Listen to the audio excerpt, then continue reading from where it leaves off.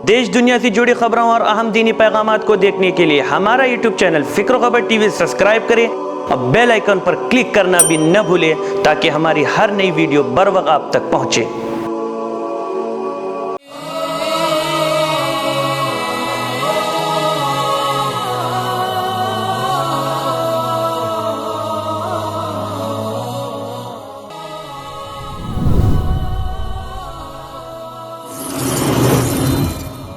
नाज़रीन अस्सलामु अलैकुम वरहमतुल्लाहि वबरकातुह। मैं हूँ आपका मेज़बान और आप मेरे साथ देख रहे हैं फ़िक्र ख़बर के ख़ुसूसी प्रोग्राम सच्ची बात को। नाज़रीन, मसले फ़लस्तीन तमाम मुसलमानों के लिए एक अहम मसला है और इस ख़ित्ते की अहमियत से हम सब वाकिफ़ भी हैं कि ये कितना मुबारक ख़ित्ता है और एक कैसी मुबारक सरज़मीन है।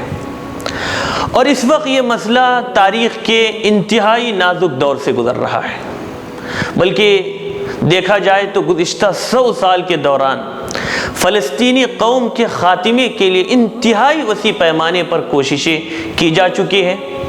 नित नई साजिशें अंजाम पाई और आलमी ताकतों ने भरपूर अंदाज में इन साजिशों की हिमायत भी की है। अब इधर फिर कुछ अरसे से एक ऐसे सौदे की गूंज सुनाई जा रही है, बल्कि सुनाई दे रही है, जिसको अमेरिका के सदर डोनाल्ड ट्रंप ने पेश किया है और उसको मुरत्तब करने में उनके दामाद कुशनर का इंतहाई अहम किरदार माना जा रहा है। कुशनर से मुताल्लिक़ दस्तयाब इत्तिलात के मुताबिक ये शख्स मजहबी एतबार से सहयूनी है और ये तंजीम का वजूद ही आलम इस्लाम को तबाह करने के लिए हुआ है। मज़ीद है कि अरब दुनिया के ममालिक में बादशाहों और शहज़ादों का ये करीबी दोस्त भी है। वैसे तो कुशनर दुनिया के बड़े सरमायाकारों में शुमार होता है और शायद यही वजह हो कि वो सहयूनियों और अमरीकी इंतज़ामिया का भी पसंदीदा आदमी है। नाज़रीन, अमरीकी हुकूमत के मौजूदा सदर ने मसले फ़लस्तीन के हवाले से अपने एक तरफ़ा फ़ैसलों को सादिर करने की ठान रखी है। उन्होंने इस मसले को हल करने के लिए जो रास्ता इख्तियार किया है, इस रास्ते में फ़लस्तीन नामी ख़ित्ता ही ख़त्म कर दिया जाएगा और इस मुआहिदे या दस्तावेज़ को अमरीकी सदर ने सदी की डील का नाम दिया।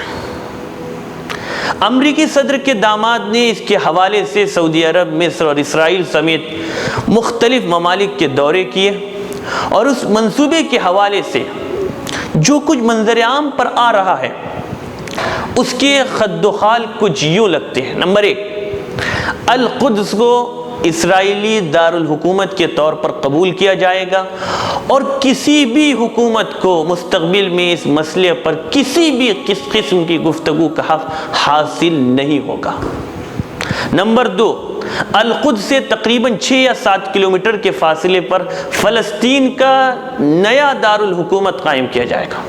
नंबर 3, नया फ़लस्तीन गज़े की पट्टी के कुछ इलाकों और वेस्ट बैंक के कुछ हिस्सों पर मुश्तमिल होगा। नंबर 4, गज़े में इस्लामी मुज़ाहमती तहरीकों को हर किस्म के हथियारों से पाक करना होगा। नंबर 5, सिक्योरिटी मसाइल में इसराइल की पोजीशन को बालादस्ती हासिल होगी, यानी सिक्योरिटी के तमाम मामलात इसराइल के हाथ में होंगे। नंबर 6, दुनिया के तमाम ममालिक को इसराइल को एक कानूनी मुल्क के तौर पर कबूल करना होगा। ये और इस तरह के कई ऐसे मंसूबे हैं जिसको कोई भी इंसाफ पसंद इंसान हरगिज़ कबूल नहीं कर सकता। सदी की डील के मंजर आम पर आने के बाद क़िबला अव्वल मस्जिद अक़सा के इमाम और ख़तीब शेख इक्रिमा सबूरी ने कहा है कि सदी की डील नामी अमरीकी मंसूबा दरअसल सहयूनी रियासत की फ़लस्तीनी कौम के ख़िलाफ़ एक गहरी साजिश है। क़िबला अव्वल के इमाम ने आलम इस्लाम की लापरवाही, गफलत और बाहमी इंतशार की पॉलिसी को तनकीद का निशाना बनाते हुए कहा है कि इस वक्त ज़मीन पर 1 अरब 80 करोड़ मुसलमान बसते हैं, मगर वो सब गहरी नींद में हैं। वो किताबुल्लाह और सुन्नत रसूलुल्लाह को नाफिज करने के बजाय अपने इलाकाई और फुरूई मफादात में उलझ कर अपनी सलाहियतों को एक दूसरे के खिलाफ इस्तेमाल कर रहे हैं।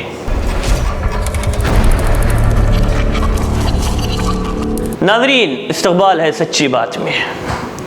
ناظرین، صدی کی ڈیل کے حوالے سے ایک اسرائیلی ویب سائٹ نے لکھا ہے کہ اس منصوبے پر 4 عرب ممالک نے رضامندی ظاہر کر رکھی ہے۔ امریکی صدر ڈونلڈ ٹرمپ کی طرف سے صدی کی ڈیل پر سعودی ولی عہد، اماراتی ولی عہد، قطر کی امیر اور مصری صدر کو اعتماد میں لیا گیا ہے، لیکن ترکی کے صدر رجب طیب اردوغان نے اس منصوبے کو یہ کہہ کر ٹھکرا دیا ہے کہ اسرائیلی فورسز غزہ میں فلسطینیوں پر ظلم کی حدیں پار کر رہی ہے۔ تو گویا قصہ مختصر یہ ہے کہ اسرائیل اپنے غاصبانہ قبضے کی رسید خود فلسطینیوں اور پوری دنیا سے حاصل کرنا چاہتا ہے تاکہ آئندہ کوئی بھی اس موضوع پر بات نہ کر سکے اور نہ کوئی اسرائیل کو غاصب اور قابض وغیرہ الفاظ سے یاد کرے۔ ناظرین، فلسطین کے قریبی سرحدی ممالک کی بات کی جائے تو یہاں مصر اور اردن اس وقت مکمل طور پر امریکی اشاروں پر ناچنے کا کام انجام دے رہے ہیں، اور ان سے ایسے حالات میں فلسطینیوں کے حق میں کسی خیر کی امید نہیں کی جا رہی ہے۔ دوسری طرف کی سرحدوں میں شام ایک ایسا ملک ہے جو امریکی صدی کی ڈیل کو کبھی بھی تسلیم نہیں کرے گا، تو ایسے اقدامات کی سزا شام کو داعش اور دیگر دہشت گردوں کی صورت میں مغربی ممالک اور ان کے اتحادیوں کی جانب سے ہی ایک تحفہ ملا ہے۔ باقی عرب ریاستیں بھی امریکی دباؤ اور غلامی کی شکنجے میں پوری طرح پھنسے ہوئے ہیں۔ اس اہم مسئلے پر بعض تجزیہ نگاروں کا یہ بھی کہنا ہے کہ امریکہ اور چند عرب ریاستیں اگرچہ اس نئے منصوبے پر متفق دکھائی دیتے ہیں، تاہم فلسطینی جو اس مسئلے کے اصل فریق ہیں اسے ہرگز قبول نہیں کریں گے۔ اسرائیل کے ارد گرد زمینی حقائق تبدیل ہو رہے ہیں۔ عراق، شام اور لبنان اس منصوبے کی مخالفت اور فلسطینیوں کے پشت پر کھڑے ہوں گے۔ ترکی میں ہونے والے حالیہ OIC کے سربراہی اجلاس کی قرارداد سے بھی ظاہر ہوتا ہے کہ عالم اسلام بیت المقدس پر اسرائیلی قبضے کو جائز نہیں سمجھتا، اور ان امور کی روشنی میں آسانی سے یہ پیشنگوئی کی جا سکتی ہے کہ یہ سودا اور صدی کی ڈیل کسی صورت میں بھی کامیابی سے ہمکنار نہیں ہوگا۔ ناظرین، اس مسئلے پر حماس نے غزے کو باقی فلسطینی زمین سے الگ کرنے کی سازشوں کو ٹھکرا دیا ہے اور کہا ہے کہ حماس غزہ سمیت پورے فلسطین کے چپے چپے کی آزادی کی جدوجہد جاری رکھے گی، اور حماس فلسطین کی آزادی، القدس اور مسجد اقصی کے دفاع، غزے کی ناکہ بندی کے خاتمے اور امریکہ کی صدی ڈیل کی سازش کے خلاف ہر طرح کی مزاحمت جاری رکھے گی۔ تو ناظرین، موجودہ صورتحال میں پہلے ہی غزہ کی پٹی 12 سال سے صہیونیوں کے بدترین محاصرے کا شکار ہے، جس کے باعث غزے کے لوگوں کی زندگیاں جیرنگ بن چکی ہیں اور وہ مختلف خطرات سے اس وقت دوچار ہیں۔ اب آنے والے دنوں میں فلسطین کے مظلوم عوام کے لیے مشکلات اور مصائب بڑھ جانے کے مزید امکانات نظر آ رہے ہیں، اس لیے کم از کم ان مظلوموں کے لیے دعائیں مانگنا اور گناہوں کی زندگی سے دور رہ کر اللہ کو راضی کرنا ہی ہمارے تمام مسائل کا حل ہے۔ تو ناظرین، مجھے اسی پر اجازت دے، آئندہ ہفتے انشاءاللہ پھر ملاقات ہوگی۔ والسلام علیکم ورحمۃ اللہ وبرکاتہ۔